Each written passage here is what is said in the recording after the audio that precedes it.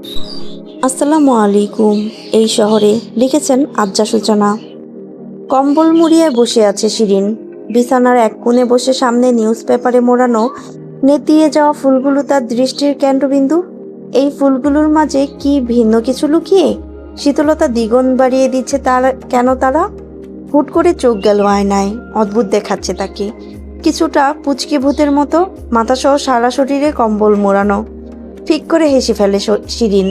নিজের উপর হাসছে বলে থম মেরে বসলো, আবার মুহূর্তেই ফের দৃষ্টিপাত করে ফুলগুলোর দিকে।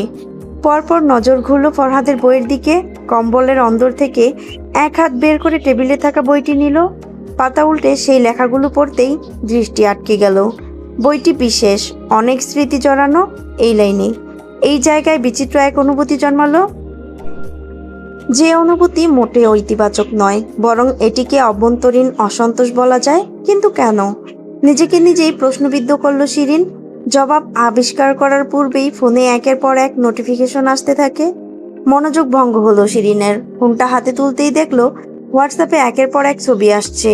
নাম্বারটা অজ্ঞাত। আচমকা ভয় পেয়ে যায় শিরিন। এত রাতে কে ছবি পাঠাচ্ছে? কোনো স্ক্যাম নয় তো? আজকাল এসব স্ক্যাম হয়। শিরিন মেসেজ দেখলো। ছবিগুলো ডাউনলোড না করেই ব্লক করতে যাবে, ঠিক তখনই একটি মেসেজ আসে সে নাম্বার থেকে। কোন গাধা বলেছে আপনার ছবি ভালো আসে না রূপা? তার চাকরি খাবো আমি। দেখুন কি সুন্দর ছবি এসেছে। চিত্তের কোনো এক কোণে ফরহাদ নামটি বেজে ওঠে। মস্তিষ্ক খুব সহজেই তার নামের সঙ্গে সঙ্গে সন্ধ্যায় তার বলা কথাগুলো স্মরণ করায়। সর্বদেহে ঝিমঝিম এক অদৃশ অনুভূতি জাগে। অধর কামড়ে ধরতেই ফোন কল এলো। শিরিন ছটফট করে ওঠে, ব্যাকুল হাতে ফোন রিসিভ করেই ফেললো। ছবিগুলো দেখেছেন? পুরনো ক্যামেরায় তোলা, একটা ভিনটেজ ভাব আছে। কিন্তু আমি বিগত 30 মিনিট যাবৎ ছবিগুলো দেখছি। আর কি ভাবছি জানেন? শিরিন মন্থর গতিতে শুধায়। কি? এ যেন এক 90 দশকের কোনো বিশ্ববিদ্যালয় পড়ুয়া মেয়ে উদাস মনে বসে আছে, আর আমি দূর হতে দেখে মুগ্ধ হচ্ছি। মুখ বাজে লালিমা ছড়িয়ে পড়তে সময় নেয়নি। নেত্রদয় অবাক হয়ে আকৃতি বৃদ্ধি করেছে। দুদিকে দুরকম প্রতিক্রিয়া ভেসে উঠেছে শিরিনের। ফরহাদ ফের শুধায়, ছবিগুলো দেখেছেন? ওহো, দেখুন আমি লাইনে আছি। শিরিন লাজুক ভঙ্গিতে কান থেকে ফোন নামালো। এত লজ্জার কারণ তার নিজেরই বোধগম্য হচ্ছে না, কিন্তু এই অনুভূতি যে তাকে রেহাই দিতে চাইছে না। প্যাট গুলিয়ে আসছে। একটার পর একটা ছবি ডাউনলোড করে দেখতে লাগলো। নিজেকে দেখে মনে হলো আগে কখনো নিজের এই রূপ স্বচক্ষে তো ধরা দেয়নি। শিরিন ফোন স্পিকারে রেখে শুয়ে পড়ল। অন্য হাতে বাতি নিভিয়ে বলল, আমি নয়, আপনার ছবি তোলার হাত ভালো। আমার প্রশংসা করছেন নাকি নিজের দুর্নাম? শীতল কণ্ঠে শিরিন জানায়, নিজের দুর্নাম করছি। রাত 11টায় শহীদ মিনারে একাকী বসে রাতের শহর উপভোগ করতে থাকা ফরহাদ আকাশ পানে তাকালো। মেঘের দল পশ্চিম আকাশ ছেড়ে দক্ষিণের দিকে এগোচ্ছে। তাকে আকর্ষণ করলো বিষয়টি। শূন্যে তাকিয়ে থেকেই জবাব দিল, দুর্নাম আমার হোক, প্রশংসা আপনার। আমি প্রশংসার দাবিদার নই। আপনি নিজের প্রতি বড্ড নিষ্ঠুর। কেন নিজেকে হেয় করেন? কমতি আছে কোনো আপনার মাঝে? কই, আমার চোখে তো পড়েনি। শিরিন ভেঙচি কেটে বলল, আপনার চোখে পর্দা জড়ানো। ফরহাদ মৃদু শব্দে হাসে। হাসির ধ্বনি এই যান্ত্রিক ফোন চিরে শিরিনের কর্ণগোচর হয়েছে। ফরহাদ জবাব দেয়, এই পর্দা থাকুক অনন্তকাল। কি জবাব দেওয়া যায় এই বাক্যের বিপরীতে? শিরিন কথা বলতে পটু নয়, কিন্তু ভালো লাগছে কথা বলতে। অস্বীকার করে লুকিয়ে রাখা অনুরাগের মুখোমুখি হতে চায় না আপাতত। ফরহাদ নির্বিক স্বরে বলল, আপনার সাথে আলাপ দীর্ঘ করা যায় কি করে বলুন তো? আমি কোনো কথা খুঁজে পাই না। দীর্ঘ না করে ঘুমিয়ে পড়ুন। রাস্তায় ঘুমাবো? শিরিনের কপাল কুঁচকে যায়। রাস্তায় মানে? কথার অর্থ বুঝতে প্রশ্ন করলো। রাস্তায় বুঝিনি। ফরহাদ জবাব দিল, আমি এই মুহূর্তে শহীদ মিনারে একা বসে আছি। একা বললে ভুল হবে। আমার সাথে দুটো কুকুর আছে। ওরা আমার পাশে বসে কেক খাচ্ছে। এত রাতে সে বাইরে কি করছে জানতে ইচ্ছে হলেও প্রশ্নটুকু মুখে এসে থেমে গেল। শিরিনের মন যেন দ্বিধাদ্বন্দ্বের কারাগার। শব্দ ব্যয় করতেও বেশি ভাবনা এসে হাজির হয়। ফরহাদ বুঝলো সেটি শিরিনের নিঃশ্বাসের শব্দে। বলল, আমার সম্পর্কে জানতে চেয়েও জানতে চান না, তাই আমি নিজ থেকেই বলি, আপনি শুনুন। আমার জন্ম মহানন্দার তীর ঘেঁষে। বলুন তো জায়গাটা কোথায়? পঞ্চগড়, তেঁতুলিয়া, তাই না? শিরিনের উদ্দীপনা ভরা কণ্ঠ শোনা গেল। ফরহাদ জবাব দিল, জি। পঞ্চগড়, তেঁতুলিয়া অর্থাৎ কাঞ্চনজঙ্ঘা। এই জায়গাটি বাংলাদেশের অন্যতম সুন্দর জায়গার মধ্যে একটি। আনন্দ লহর ছেয়ে গেল শিরিনের হৃদয় জুড়ে। বলল, আপনাদের ওখানে কাঞ্চনজঙ্ঘা দেখা যায়? সবসময় দেখা যায় না। কাঞ্চনজঙ্ঘা দেখার জন্য প্রয়োজন পরিষ্কার আকাশ। শরৎকাল ও শীতকালের শুরুর দিকে আমার বাড়ির বারান্দা থেকেই দেখা যায়। শিরিন অস্পষ্ট কণ্ঠে বলে ওঠে, কি নান্দনিক! তার চেয়ে নান্দনিক আমার বাবা মায়ের প্রেম। শিরিনের মধ্যকার যত দ্বন্দ্ব ছিল সবটাই শেষ কাঞ্চনজঙ্ঘার কথা শুনে। সে আরো আগ্রহ প্রকাশ করে, জানতে চায়, যেমন আমার মা টেকনাফের আর বাবা তেঁতুলিয়ার। দুই প্রান্তে দুজন মানুষ এসে একত্রে মিলিত হয়েছে। ভাগ্য তাদের মিলন লিখে রেখেছিল হয়তো। নয়তো বাবা কেন টেকনাফ যাবে? কেনই হুট করে আমার মায়ের সাথে দেখা হবে? কেন বাবা প্রেমে পড়ে যাবেন? কৌতূহল যেন বেড়েই চলেছে শিরিনের। কম্বল ভালোভাবে পায়ে পেঁচিয়ে নিল। পায়ের তলা ভীষণ ঠান্ডা হয়ে আসছে। আজ রাতে রূপার গল্প শোনাচ্ছে যেন ফরহাদ, আর শিরিন মত্ত হয়ে শুনতে চাইছে। শিরিন সুদায়, কিভাবে? লাভ এট ফার্স্ট সাইট। বাবা গিয়েছিলেন তার ছোট ফুপুর শ্বশুরবাড়ি টেকনাফে। তখন আমার বাবা তাগড়া জোয়ান পুরুষ, সবে মাত্র অনার্স কমপ্লিট করেছেন। তিনি রাতে ঘুমোতে যাওয়ার সময় প্রায়ই গানের গলা শুনতে পেতেন। রাতের সময় যে কেউ একজন নিচু মেয়েলি গলায় গান করত। বাবার মনে কৌতূহল জাগে, এত সুন্দর কণ্ঠ কার হতে পারে? তিনি 2 থেকে 3 দিন খোঁজার চেষ্টা করেন, গানের স্বর কোথা থেকে ভেসে আসছে। খোঁজ করতে করতে তিনি হদিশ পেলেন পাশের বাড়ির টিনের ঘরের। বাবা তখনই বুঝতে পারলেন পাশের বাড়ির কোনো মেয়েই রাত হলে গান গায়। কৌতূহল দ্বিগুণ হলো। বাবা খুঁজতে লাগলেন মেয়েটিকে। ফুফাতো ভাইকে জিজ্ঞেস করে জানতে পারলেন পাশের বাড়ির হেডমাস্টারের মেয়ে গান গায়। তখন বাবার মনে দেয় মেয়েটিকে দেখার প্রবল ইচ্ছে জাগে। এক রাতে চুপি চুপি সেই বাড়ির জানালার পাশে দাঁড়ালেন। যখনই গান শুরু হলো বাবা উকি দিয়েছিলেন জানালার ভেতর। সে দেখলেন এক যুবতী মেয়ে লম্বা চুলে বিনুনি গাঁততে গাঁততে মনের সুখে গান গাইছে। বাবা মুগ্ধ হয়ে চেয়েছিলেন। মেয়েটি যখন বুঝতে পারলো জানালার পাশে কেউ আছে, সে দ্রুত এসে মুখের উপর জানালা লাগিয়ে দিল। ততক্ষণে বাবা সেই মেয়ের উপর মুগ্ধ।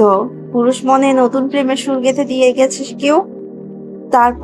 তারপর মেয়েটি আর গান গায়নি, কিন্তু বাবা অপেক্ষায় থাকতো গানের। একদিন কেটে গেল, দ্বিতীয় দিনও কাটলো, গান আর শোনা গেল না। হতাশ হয়ে বাবা তেঁতুলিয়া ফিরে আসেন। ফিরে এসে এক বিরাট কাণ্ড ঘটিয়েছেন। শিরিন মনোযোগ সহকারে শুনছিল। ফরহাদের কথার বিপরীতে জানতে চাইল, কি কাণ্ড? দাদু আর দাদিকে গিয়ে সরাসরি বলেন তিনি বিয়ে করতে চান আর পেশা হিসাবে শিক্ষকতাকে বেছে নিতে চান। কি অবাক করা কাণ্ড! শিরিন আশ্চর্যচকিত হয়ে রয়। সরাসরি বিয়ে? ফরহাদ কেসে উঠল ঠান্ডা বাতাসের ঝাপটায়। গলায় থাকা মাফলার মাথায় পেঁচিয়ে নিয়ে বলল, অবাক হচ্ছেন তাই না? সে মেয়েটি আর কেউ নয়, আমার মা ছিলেন। বাবা কত চতুর দেখেছেন? শ্বশুরকে হাত করার জন্য শিক্ষকতাকে পেশা হিসাবে বেছে নিয়েছিলেন। হেসে ফেলল শিরিন। হাসির ঝংকারে প্রসন্ন হলো ফরহাদ। জবাবে বলল, দাদা দাদি ঘোর বিরোধিতা করলেন, কিন্তু বাবা মনে মনে সিদ্ধান্ত নিয়ে ফেলেছেন বিয়ে করবেন তো সেই মেয়েকেই করবেন। রাগটাগ দেখাননি। 5 মাসের মধ্যে নিজেকে প্রমাণ করেছেন। শুরুতে একটি প্রাইমারি স্কুলে শিক্ষকতা দিয়ে শুরু করেছেন, সাথে দিনরাত টিউশন। সেখানে নিজের ফুফাতো ভাইকে বলে রেখেছিলেন যেন কোনোভাবে মেয়েটির বিয়ে না হয়ে যায় সেদিকে খেয়াল রাখতে। দারুণ ব্যাপার। একদিন বাবা তেঁতুলিয়া থেকে মায়ের কাছে চিঠি লিখেন। তখন কি আর মোবাইল ফোনের যুগ ছিল? 90 দশকের প্রেম তাদের। চিঠির আদান প্রদান হতো। বাবা চিঠিতে লিখেছিলেন, আপনি দয়া করে অপেক্ষা করবেন, ওসব প্রেম আমার দ্বারা হবে না। আমি আপনাকে বিয়ে করতে চাই। আমি খারাপ ছেলে নই, কুৎসিত নই। আমাকে নিশ্চয়ই আপনার পরিবারের আর আপনার পছন্দ হবে। আপনি অপেক্ষা করবেন। মায়ের কাছে চিঠি পৌঁছায় 7 দিন পর। আমার চাচা অর্থাৎ বাবার ফুফাতো ভাই সেই চিঠি জানালার পাশে রেখেছিলেন। মা ভীষণ ভয় পেয়ে যান তখন। চিঠি মুড়িয়ে আলমারিতে রেখে দিয়েছিলেন। ফরহাদ থেমে গেল। এই থেমে যাওয়া মোটেই ভালো লাগেনি শিরিনের। সে শুনতে চাইছে। মৃদু ছটফটে ভঙ্গিতে বলল, এরপর কি হলো? এরপর দাদা আর দাদি ছেলের দিনরাত পরিশ্রম দেখে 7 মাস পর রাজি হলেন। বললেন তারা মেয়ের বাড়িতে প্রস্তাব দেবেন। কথা মতো বাবার ফুপুর মাধ্যমে প্রস্তাব গেল। আমার নানাবাই খোঁজ খবর নিলেন। তেঁতুলিয়া এসে আমাদের সঙ্গে দেখা করে অনেকটা সময় নিয়েই বিয়ে ঠিক করেন। তখন মেয়েদের মতামত নেয়ার প্রচলন ছিল না। বাবার সিদ্ধান্ত মেয়ের সিদ্ধান্ত। নানাবাই কোনো ঝামেলা ছাড়াই সবকিছু দেখে রাজি হয়ে গিয়েছিলেন। আমার বাবা প্রেমে পড়েছিলেন বিয়ের পূর্বে, আর মা বিয়ের পর। এই তো চলছে এখন তাদের সুখের সংসার, শান্তিতে, ভালোবাসায়। শিরিন মুগ্ধ হলো পুরো ঘটনায়। তার মন মস্তিষ্ক সম্পূর্ণ এই ঘটনা বিশ্লেষণে ডুবে আছে। কল্পনায় সাজাচ্ছে সেই 90 দশকের দুজন মানবীকে। ফরহাদ বলল, রূপাটাকে চমকে ওঠে শিরিন। এতক্ষণ ঘুরের মাঝে ছিল, ফরহাদ গভীর স্বরে আবদার করে বসে, আমার সঙ্গে কাঞ্চনজঙ্ঘা দেখবেন? যখন শীতল প্রভাতে সূর্যের কিরণ সুদূর হিমালয়ে পড়বে, সেই অনবদ্য দৃশ্য আমার পাশে দাঁড়িয়ে উপভোগ করবেন? করিডোরের শেষ প্রান্তে নীরব প্রতীক্ষায় একজোড়া নারী নেত্র, মণিগুলো এদিক ওদিক ঘুরছে, অকথিত অনুরাগ লুকায়িত সে চোখের গভীরে কোথাও। দুরু দুরু বুকের কম্পন ঘোষণা দিল তার মাঝে এক পরিবর্তন আসছে। এবারের শীত তার জন্য ভিন্ন আয়োজন করেছে, মনের দোলাচালের ভিন্নতা, দৃষ্টির ভিন্নতা, অনুভবের ভিন্নতা। এবারের শীত এসেছে বড় আয়োজন করেই। ভাবনায় মজে ঠান্ডা হাতজোড়া একত্রিত করলো শিরিন। কাঁধে ব্যাগটা ভারী মনে হচ্ছে আগের তুলনায়। দোতলার করিডোর থেকে নিচে চেয়ে আছে সে পার্কিং এরিয়ার দিকে। পরিচিত মোটর বাইকটি একবার দেখার ইচ্ছায় ঠিক তখনই ফোন বেজে ওঠে শিরিনের। আশায় ছিল হয়তো ফরহাদের ফোন, কিন্তু না, মা ফোন করেছে। শিরিন ফোন ধরলো। হ্যালো মা। শিরিন। শোভা বেগমের কণ্ঠে অস্থিরতা। পাশ থেকে চিল্লাফাল্লার আওয়াজ পাওয়া যাচ্ছে, সাথে ভাঙচুরের শব্দ যোগ হলো। শিরিন আতঙ্কিত স্বরে জানতে চায়, কি হয়েছে মা?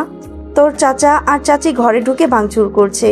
শিরিন, জলদি আয়। ব্যাস, এতটুকুই দরকার ছিল শিরিনের হিতাহিত জ্ঞান হারাবার জন্য। সে উল্টো ঘুরে দৌড় লাগায়। অন্যদিকে ফরহাদ তার বাইক গ্যারেজে দিয়েছে। নতুন মডেলের বাইক নয় এটি, মোটামুটি পুরনো। এক সপ্তাহ ভালো থাকে না, সমস্যা দেখা দেয়, কিন্তু বাবার বাইক বলে ছাড়তেও পারছে না। এটাকেই বারবার ঠিক করিয়ে কাজ চালায়। খয়েরি রঙের লেদারের জ্যাকেটের চেন গলা অবধি লাগিয়ে হাঁটতে লাগলো ফরহাদ ক্লাসরুমের দিকে। মন মেজাজ উৎফুল্ল আজ তার। সেই উৎফুল্লতা আশ্চর্যে পরিণত হলো শিরিনকে দৌড়ে আসতে দেখে। ভাগ্যিস করিডোর ফাঁকা, ক্লাস চলছে অন্যান্য ডিপার্টমেন্টের। এই সুযোগে শিরিনের সাথে কথা বলা যাবে। ফরহাদ হাসার চেষ্টা করে এগিয়ে এসে কিছু পথ আটকানোর ভঙ্গিতে দাঁড়ায়। শিরিনের সামনে ফরহাদ এই মুহূর্তে অদৃশ্য। বুক ধরপড় করছে তার। ফরহাদ বলল, শিরিন চিৎকার করে বলে, সরুন। ভেবাচাকা খেয়ে গেল ফরহাদ। জানতে চাইল কি হয়েছে। শিরিনের গলার স্বর দ্বিগুণ উঁচুতে উঠে। এতটা দুশ্চিন্তায় নিজের উপর নিয়ন্ত্রণ হারিয়ে বলল, প্লিজ পথ ছাড়েন আমার। শিরিন নিজেকে সামলাতে পারল না একেবারেই। পাগল প্রায় হয়ে ছুটে গেল।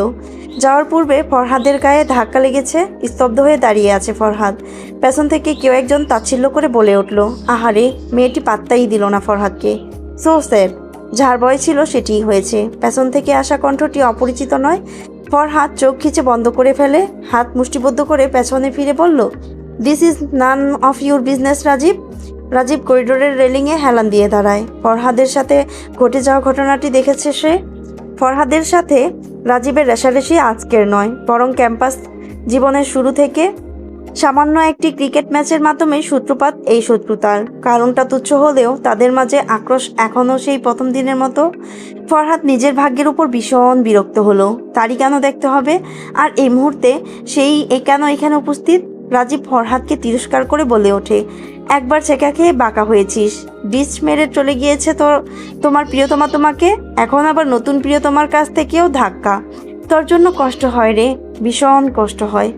রাগ সংবরণ করতে চাইছে ফরহাদ। নিজের উপর নিয়ন্ত্রণ হারালে বাজে একটা পরিস্থিতিতে পড়তে হবে। ফরহাদ দাঁত কিরমির করে বলল, I repeat, this is none of your business. Rajib সোজা হয়ে দাঁড়ালো। সরাসরি ফরহাদের সামনে এসে দাঁড়িয়ে বলল, মেয়েরা তোর মতো ছেলেদের ইউজ করে, তারপর ছুঁড়ে ফেলে দেয়। তোরা এটারই যোগ্য, ক্লাসলেস। রাজীব ফরহাদের কাঁধে হাত রাখতে যাচ্ছিল। ফরহাদ এক ঝটকায় সরিয়ে দিল হাতটি। রাজীব বলল, ফরহাদ একটি মেয়ের পথ আটকে দাঁড়িয়েছে, আর মেয়েটি তাকে অপমান করে চলে গেছে।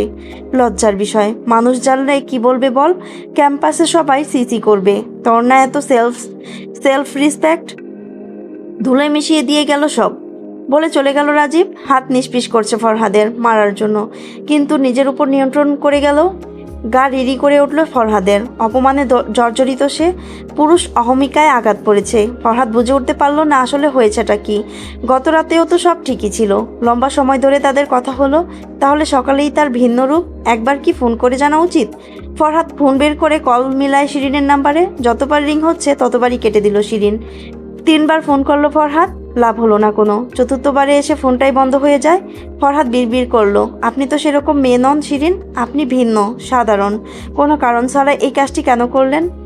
প্রশ্নের কোনো জবাব মিলল না। ফরহাদ ক্যাম্পাস থেকে বেরিয়ে যায়। কয়েকবার চেষ্টা করে শিরিনের সাথে যোগাযোগ করার, কিন্তু সম্ভব হলো না। ব্যাংকে ডাক পড়েছে, লোন সম্পর্কিত কিছু কাজ আছে। ফরহাদ হাঁটলো শাহবাগের উদ্দেশ্যে। শাহবাগ থেকে মেট্রোতে করে মতিঝিল অগ্রণী ব্যাংকে যাবে। হাঁটতে হাঁটতে ভাবছে শিরিনের বিষয়টি কোনোভাবেই মেলাতে পারছে না। সে কি কোনো সমস্যায় পড়েছে? নাকি তার এতদিনের সঞ্চিত অনুভূতির প্রতিদান দিল? আপাতত মস্তিষ্কে জটলা পাকিয়ে আছে, ভয় কাজ করছে পূর্বের অভিজ্ঞতাও মনে করে।